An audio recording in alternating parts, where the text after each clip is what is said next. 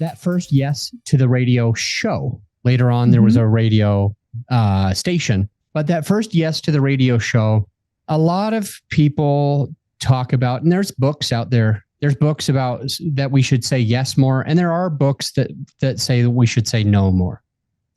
And it feels like you have learned to be more on the side of saying no more often. And I'm curious what the listener should get from that.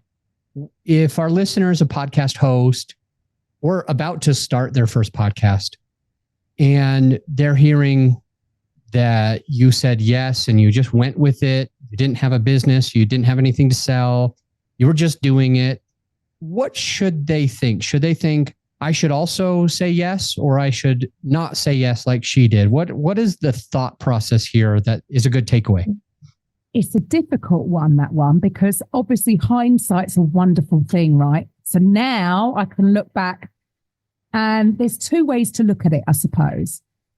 One is I'm so grateful that I just said yes.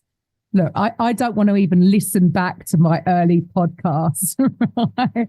I'd probably cringe, but you have to start somewhere and you don't have to get it right from the get-go.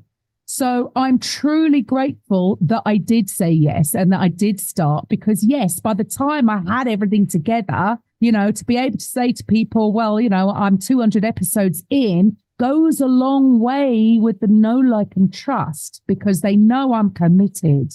Going back to what I said right at the beginning, I do believe 80% of it is making a commitment to just show up, because you can tweak as you go. And see, the second point would be, yes, I'd love to say to people now, have a strategy in place, be prepped in advance, because it's just going to be a lot easier.